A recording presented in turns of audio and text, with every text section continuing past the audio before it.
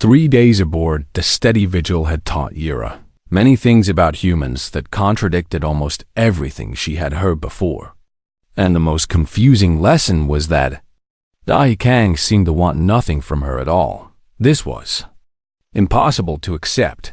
The galaxy operated on transactions and debts and the endless calculation of what one being could extract from another. And Yura had learned this truth in the hardest possible way during her weeks of captivity, watching as her people were weighed and measured and sold like cargo. Yet, Dahi simply provided food and water and medical treatment for the injuries Yura had sustained during transport, asking nothing in return and offering no explanation for her generosity beyond that first strange comment about recognizing something in her eyes. Yura watched and waited for the trap to spring. The ship was small but well-maintained, a cargo hauler designed for independent operators who worked the dangerous routes between civilized space and the lawless regions where Varath's cradle floated in eternal shadow.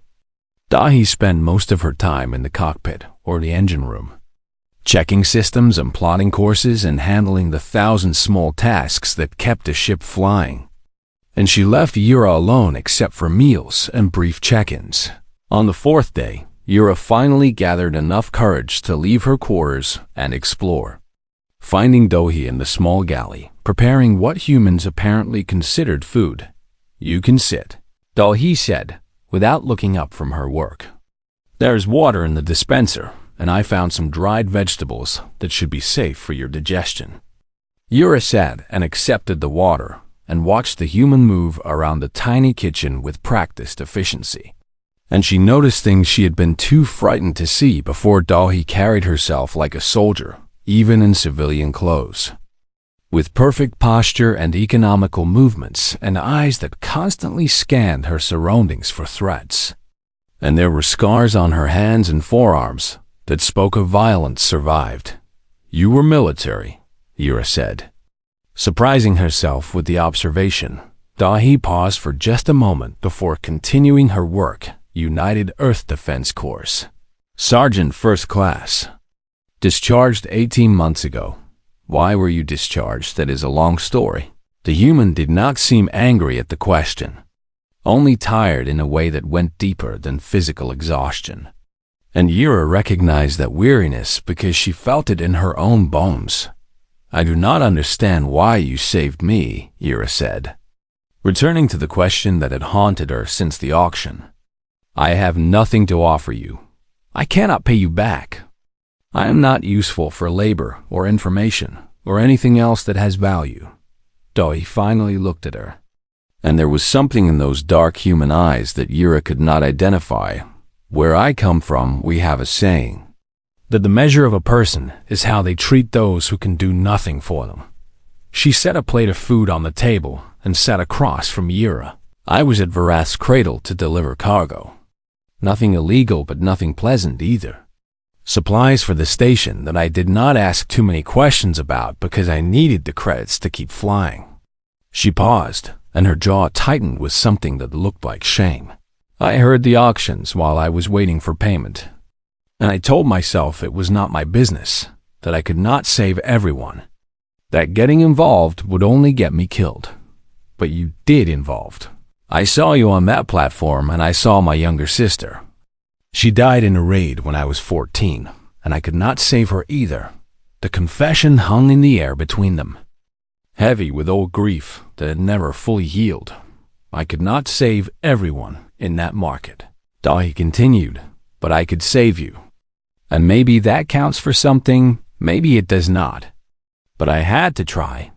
Yura did not know how to respond to such honesty, and she found herself sharing her own story without quite meaning to, describing the raid on her colony transport and the chaos of the attack and the terrible moment when her family was separated.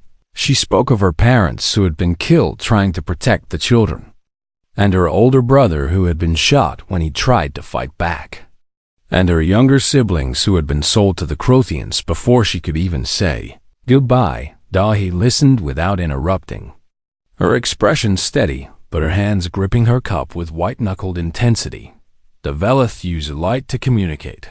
Yira explained. Our bioluminescence carries meaning that words cannot express. And when my siblings were taken away, their lights were calling for me, asking me to help them, and I could do nothing. Her own glow flickered weakly as she spoke. Dim pulses of grief that illuminated the small galley in shades of blue and gray. I am sorry, Dahi said simply. And somehow the words carried more weight than any elaborate expression of sympathy could have managed. They sat in silence for a long time after that. Two survivors of different worlds, sharing space and grief and the fragile beginning of something that might have been trust. Where are we going? Yira asked finally. Human allied territory. There are people there who can help you find safety. Maybe even locate any family members who survived and escaped to other regions. And then what will you do? Dahi shrugged. Find another cargo run. Keep flying. Try not to think too much about the things I cannot change. The ship's alarm chose that moment to shatter the quiet moment. And Doi was on her feet and moving toward the cockpit. Before Yira could process what was happening. Stay here, the human called over her shoulder. Yira did not stay. She followed Dohi to the cockpit and saw the display screens, showing 3 vessels on intercept course, their profiles matching the configuration of Crothian military craft. And the communications channel was already crackling with an incoming transmission. Human vessel, steady vigil. You are carrying stolen property belonging to the Crothian Flesh Merchants Collective. Surrender the Velith immediately or face destruction. Dahi studied the tactical display with that same calm expression she wore for everything. And Yira felt her fear rising like cold water in her chest. They found us. They were always going to find us, Dahi replied. Crothians do not like losing merchandise, especially not to humans. It damages their reputation. What do we do? The human's hands moved across the controls with practiced speed, and the ship's engines began to hum with increased power. We run, and if they catch us, we fight. There are 3 of them and 1 of you.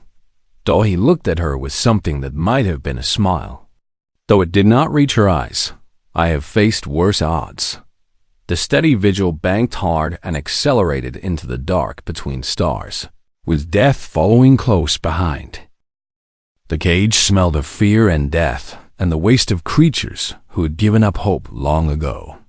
And Yira pressed herself against the cold metal bars as another name was called from the auction list. She had been here for 19 days now. Though time had become difficult to track in this place, where the lights never changed and the screams never stopped. And she watched as a male of her species was dragged from a nearby cage toward the platform at the center of the massive hall. The Velith were not built for suffering like this. And Yira knew it with every fiber of her being as her bioluminescent markings flickered weakly beneath her pale fur, casting almost no light at all in the dim space of the holding area. Once her glow had been beautiful, shifting through shades of blue and silver and soft purple like the moons of her homeworld. But starvation and terror had stolen that brightness from her, just as the raiders had stolen everything else. Varath's cradle was not a place that appeared on any official star map, and that was precisely the point of its existence in the unclaimed void between 3 hostile empires, serving as a market for things that civilized species preferred to pretend did not exist. Flesh was the primary commodity here, and Yira understood now with horrible clarity what that word truly meant when applied to beings like herself. The Velith resembled what humans might call deer, though smaller and more delicate, with large dark eyes and slender limbs and fur that carried light within it like captured starshine.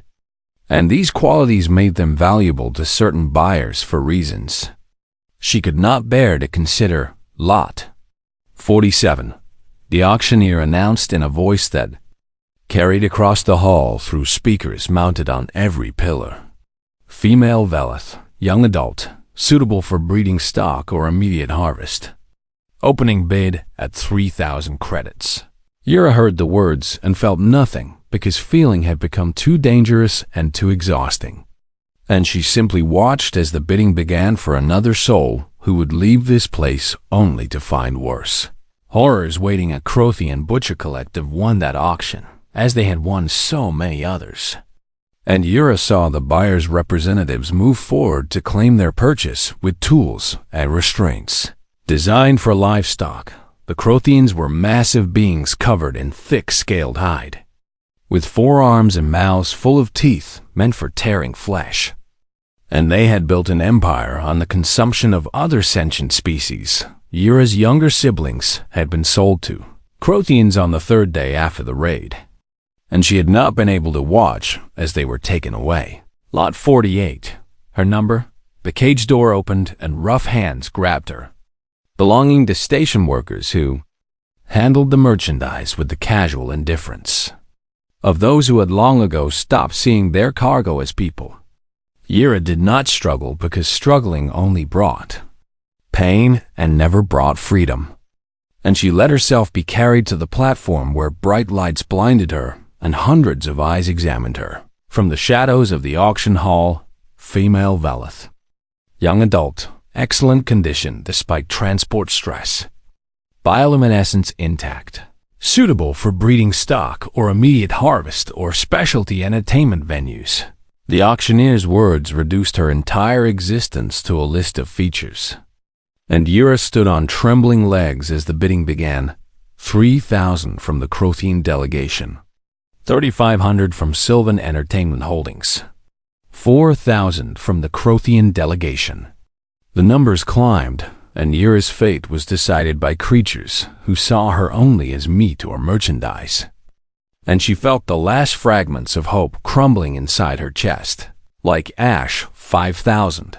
The new voice came from somewhere in the middle of the hall, and it caused a ripple of confusion among the regular bidders because it did not belong to any of the usual participants. 5,000 from the human buyer, the auctioneer announced with obvious surprise. Yura lifted her head despite the lights and tried to see who had spoken, but she could make out only a figure standing alone among the packed benches, shorter than most of the beings around her and utterly out of place in this den of predators. 5,500 from the Crothian delegation. 6,000. The human voice was calm and steady, showing no emotion at all, despite the hostile murmurs rising from the maze. Crothian section. 6,500. 7,000. Yura had heard stories about humans during her short life. Whispered tales that painted them as everything from harmless primitives to unstoppable demons. But she had never seen one in person until this moment. They were said to be persistence hunters from a death world. Creatures who had evolved to chase their prey until it collapsed from exhaustion. Beings who had clawed their way to the stars through sheer stubborn refusal to accept their own limitations. 8,000 from the Crothian delegation. And I remind all bidders that the collective has expressed strong interest in this lot. The threat was barely hidden, and everyone in the hall understood what happened to those who interfered with Crothian business interests in places like this. 9,000. The human did not seem to care about the threat at all, and Yura felt something stir in her chest that she had thought was dead forever. Something that might have been curiosity, or might have been the first faint spark of hope reigniting against all reason. The Crothians conferred among themselves, their rumbling voices carrying across the hall. And finally, their representative stood down with a gesture of disgust. Sold to the human buyer for 9,000 credits. Yura was led from the platform by the station workers, who handed her restraint chain to a woman who stood waiting near the exit with credits already transferred and documentation already filed. The human was not tall, perhaps reaching only to Yura's shoulder, with dark hair pulled back from a face that showed neither cruelty nor false kindness. Only a kind of tired determination that Yura did not understand. "Come with me," the woman said in accented Galactic common. And she turned and walked toward the docking corridors without looking back to see if Yura would follow. There was nowhere else to go. So Yura followed. The ship was small and old, but clean. And the human led her aboard without ceremony or explanation, guiding her to a cargo area that had been converted into simple living quarters with a sleeping pad and water dispenser and nothing that looked like the tools of torture or butchery. "My name is Dehi Kang," the human said as she removed Yura's restraints with quick, efficient movements. "You can call me Dai, and you are safe here. Though I understand if you do not believe that yet." She handed Yura a blanket and a container of nutrient paste that was bland but clearly meant for Veloth digestion. And then she simply left, closing the door behind her with a soft click. Yura stood alone in the small room as the ship's engines hummed to life beneath her hooves, carrying her away from Varath's cradle toward an unknown destination. And she could not understand anything about what had just happened. She ate because her body demanded it. And she wrapped herself in the blanket because she was cold. And she waited for the trap to reveal itself, because kindness without purpose was not something that existed in the galaxy she knew. Hours passed, or perhaps only minutes. And finally, Yura gathered enough courage to speak when Dahi returned to check on her. "Why did you buy me?" The human paused at the door and considered the question with that same tired expression. And when she answered, her voice was soft but certain, "Because I saw the look in your eyes when they put you on that platform. And I recognized it because I have seen it in mirrors. The look of someone who has not given up yet." She left again, and Yura was alone with a full stomach and a warm blanket and the first moment of safety she had known in 19 days. And she did not know what to do with any of it. The ship carried them into the dark between stars. And Yura slept for the first time without nightmares. The Crothian ships were faster than the steady vigil, and they were closing the distance with terrible inevitability. And Yura watched the tactical display with growing horror as the 3 red dots crept closer to the single blue marker that represented their fragile vessel, human vessel. "This is your final warning. Surrender the property or be destroyed." Though he did not respond to the transmission, her attention focused entirely on the controls as she pushed the old cargo ship to its limits, coaxing every bit of speed from engines that had not been designed for combat or pursuit. "They will catch us," Yura said, stating what seemed obvious from the numbers on the display. "Yes. Then why are we running?" "Because running gives us time to think, and thinking gives us options." Dahi's hands moved across the navigation console, pulling up star charts and sensor data and calculations that Yura could not understand. And her expression remained utterly calm despite the death sentence closing in behind them. "The Crothians are predators," the human continued. "They evolved on a world where hunting was everything. And they still think like hunters even after 1,000 years of civilization. I do not understand how that helps us. Hunters expect their prey to run in straight lines, to panic, to make mistakes. They do not expect their prey to turn around and bite." Yura stared at the human with confusion and growing fear. "You cannot be serious." "I am always serious when people are trying to kill me." The lead Crothian ship fired a warning shot that streaked past the steady vigil close enough to make the hull shudder. And Dahi's response was to cut the engines entirely and spin the ship on its axis so they were suddenly facing their pursuers. "What are you doing?" "Something they will not expect." The steady vigil shot forward, directly at the lead Crothian vessel, acceleration pressing Yura back in her seat as the old cargo ship became a missile aimed at the heart of the hunting pack. The Crothians clearly had not anticipated this maneuver, and their formation scattered as they tried to avoid a collision, while also bringing weapons to bear on a target that was suddenly much closer than their firing. Solutions had calculated Dahi flew like nothing Yura had ever seen, threading the steady vigil through gaps in the enemy formation that should not have existed.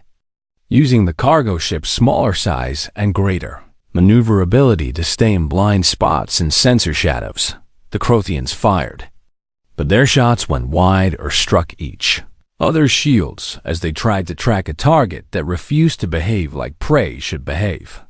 And Yura understood suddenly that she was watching something remarkable. Humans were not the strongest species in the galaxy, nor the fastest, nor the most technologically advanced.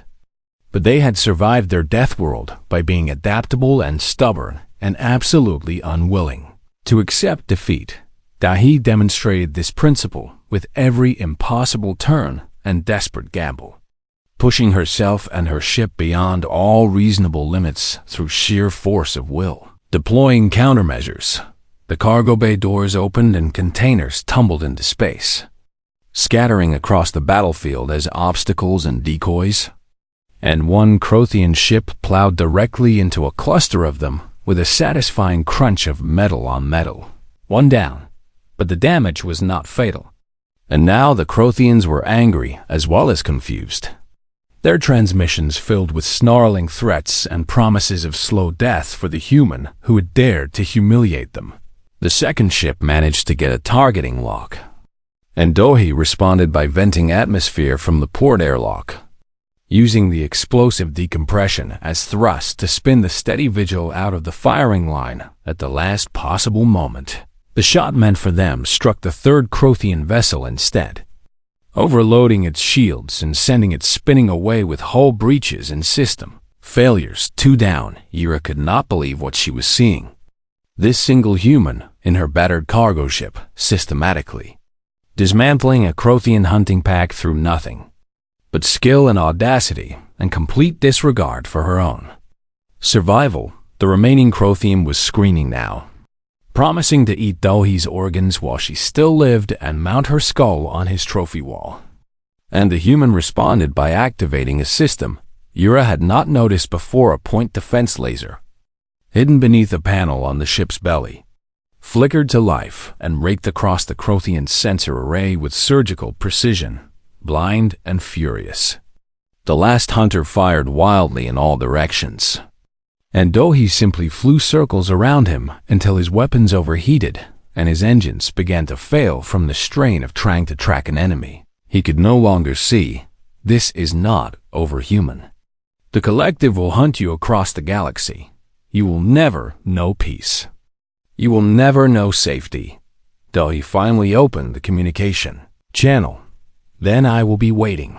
She cut the connection and set course away from the battlefield, leaving 3 damaged Crothian ships and their humiliated crews behind in the dark. Yura realized she had been holding her breath for the entire engagement, and she let it out in a long, shaky exhale as the adrenaline began to fade. How did you do that? Dahi was checking damage reports and system status, her hands steady despite the chaos she had just navigated. Humans learned to hunt by chasing prey until it collapsed from exhaustion. We learned to survive by refusing to give up, even when every rational calculation said we should. And we learned to fight by understanding that victory is not about strength, but about will. She paused and looked at Yura directly. The Crothians expected me to think like prey, to run and hide and eventually surrender. But I am not prey. I am human. And humans do not know how to give up. There was blood on her arm where a console had sparked during one of the sharper maneuvers, but she seemed not to notice it. Are you injured? Yura asked. Nothing serious. You should treat that wound.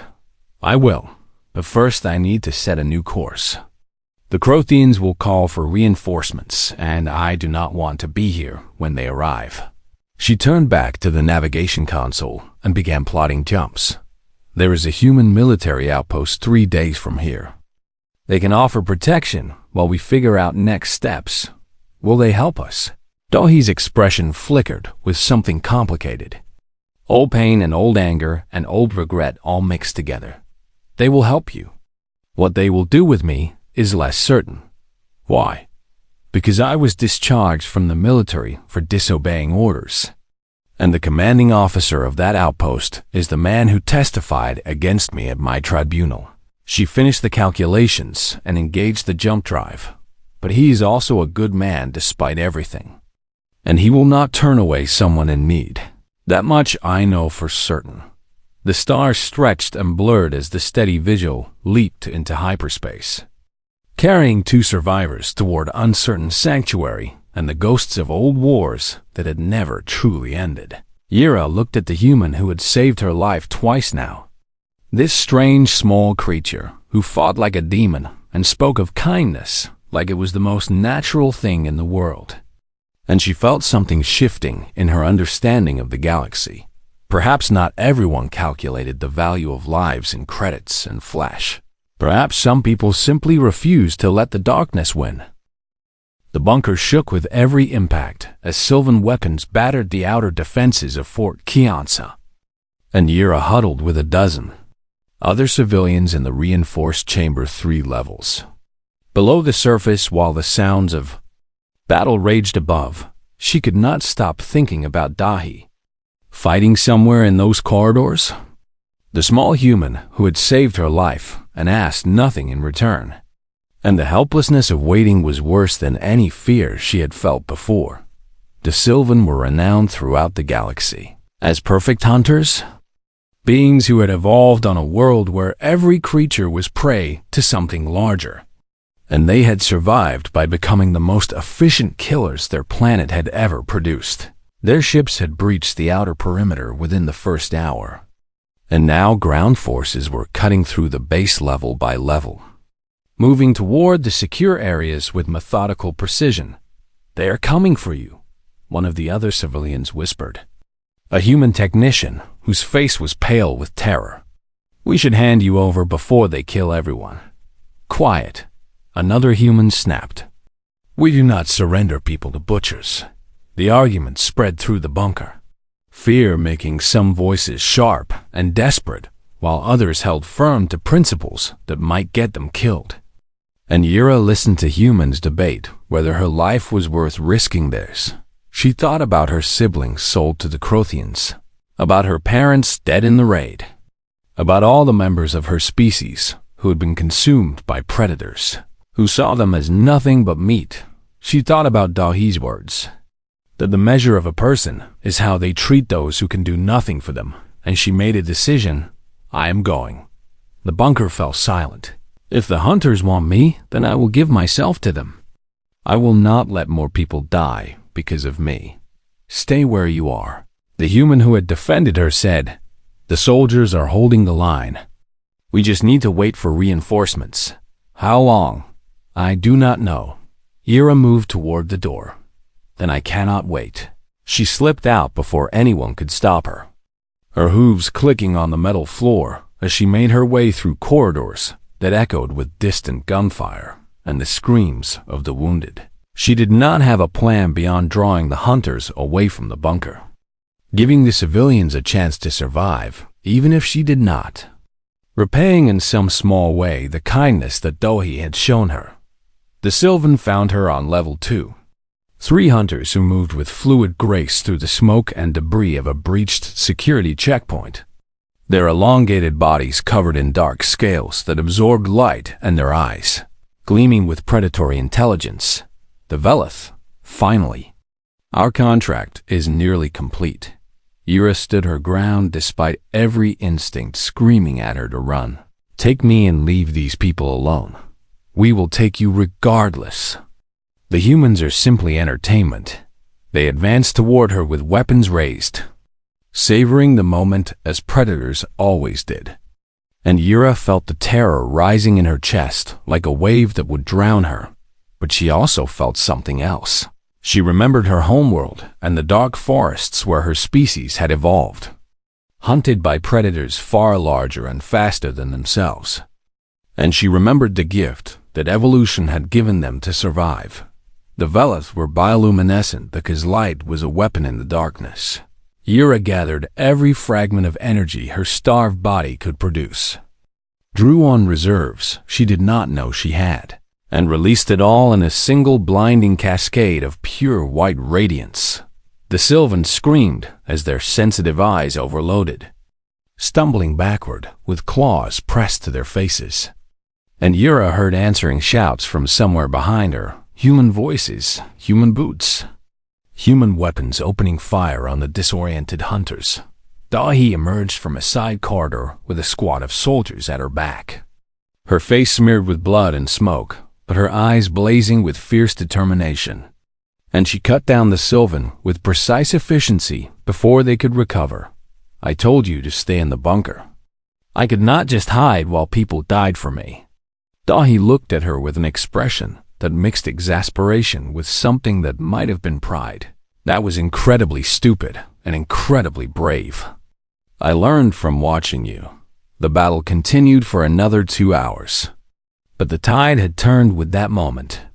Human soldiers rallying around the corridors where Yura had blinded the advance hunters and pushing the Sylvan back toward their breaching points. Reinforcements arrived just as the enemy was attempting to retreat. Fleet ships dropping out of hyperspace to trap the hunters between the base defenses and fresh firepower. And by dawn, the last Sylvan vessel was either destroyed or captured. Yura collapsed from exhaustion as the all-clear sounded. Her bioluminescence completely drained, and Dahi caught her before she hit the ground. Medic. I need a medic here. I am all right, Yura whispered. Just tired. You used everything you had. It was necessary. Dahi carried her to the medical bay herself, refusing to let anyone else take the Velith who had helped turn the tide of battle. And she stayed by her bedside as doctors worked to restore what the desperate gambit had cost. 3 days later, Yura woke to find sunlight streaming through a window. Artificial light that mimicked the yellow star she had never seen. And Dahi sitting in a chair nearby reading something on a datapad. What happened? We won. The Sylvan are in custody. The Crothian Collective is facing sanctions from half the civilized galaxy. And your testimony helped expose a network of flesh markets that have been operating for decades. And you, Dahi set down the datapad. Colonel Park offered me reinstatement. Full restoration of rank and record, said my actions during the attack demonstrated the kind of soldier the Corps needs. Did you accept? No. Yura blinked in surprise. Why not? Because I have found something more important to do.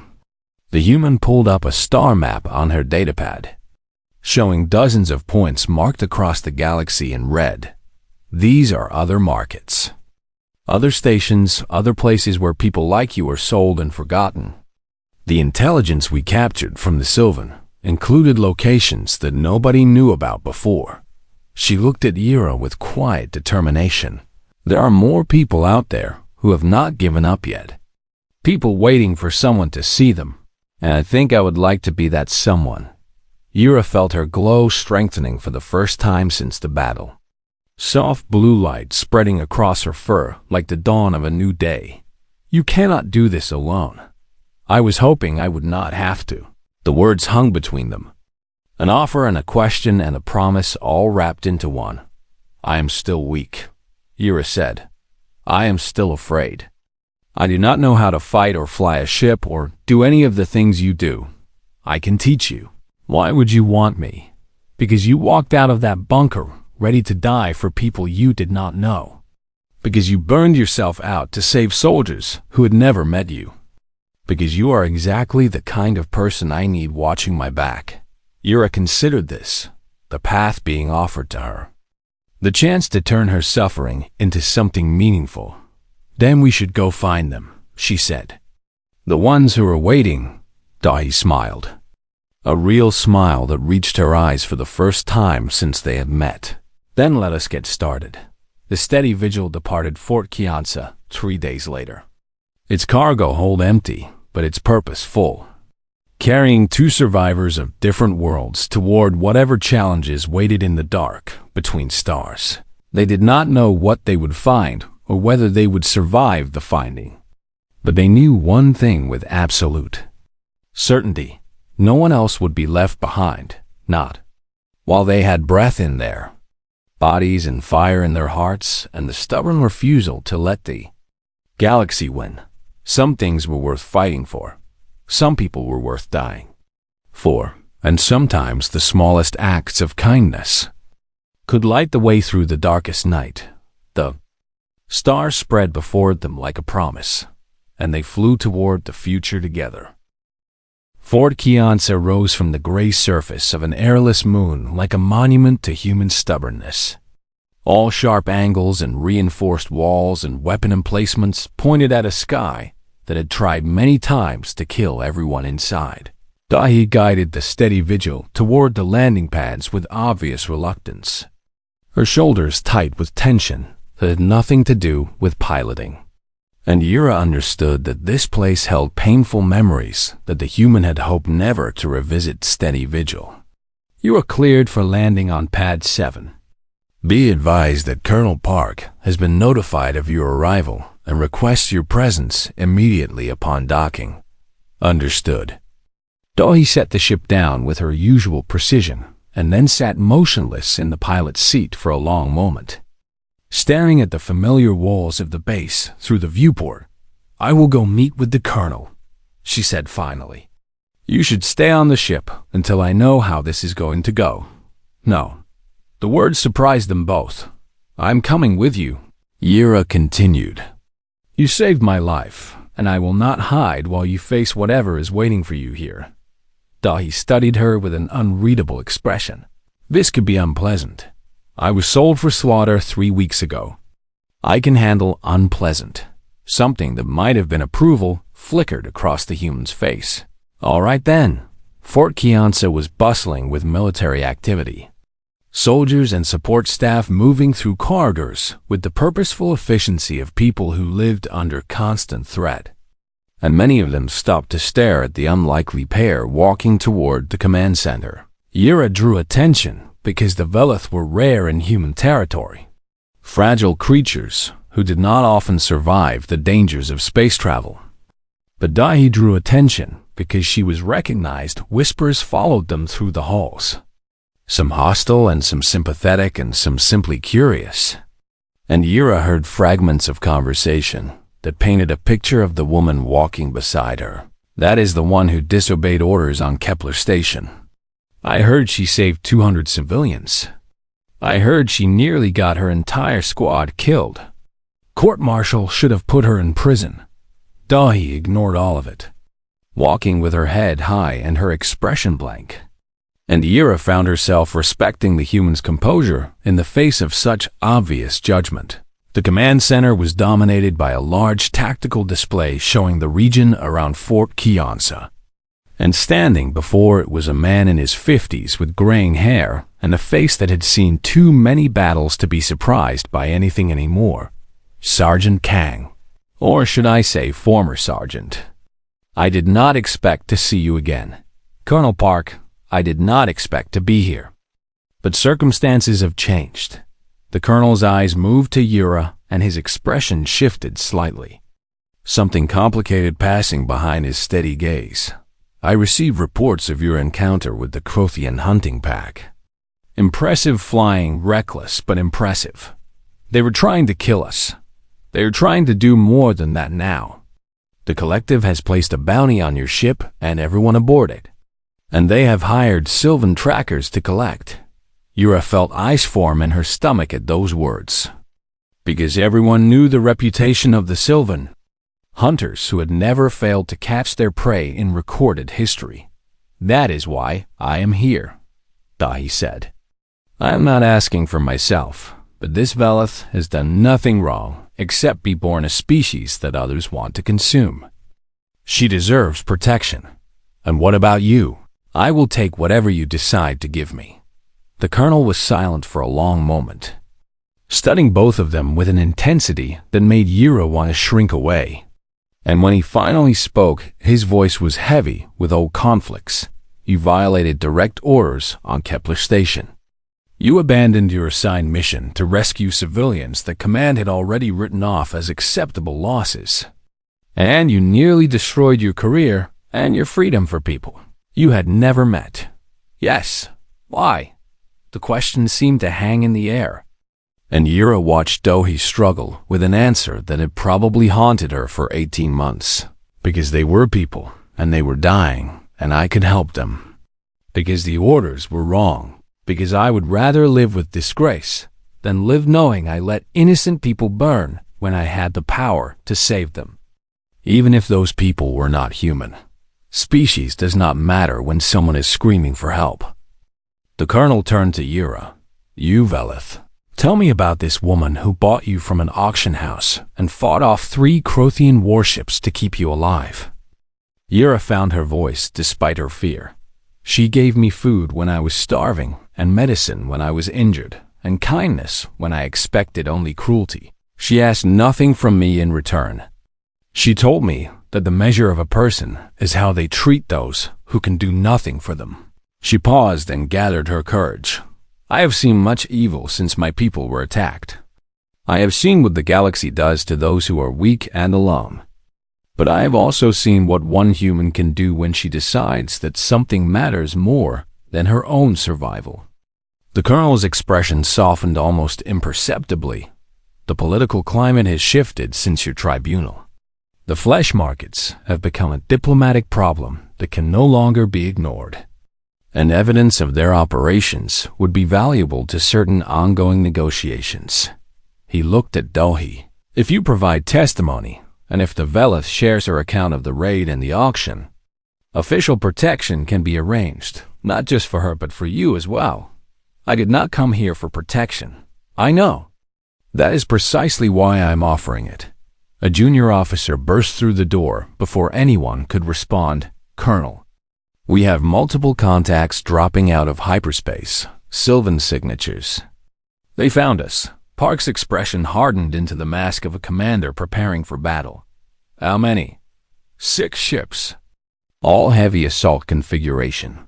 They are broadcasting demands for us to surrender the human and the Velith or face consequences. Battle stations.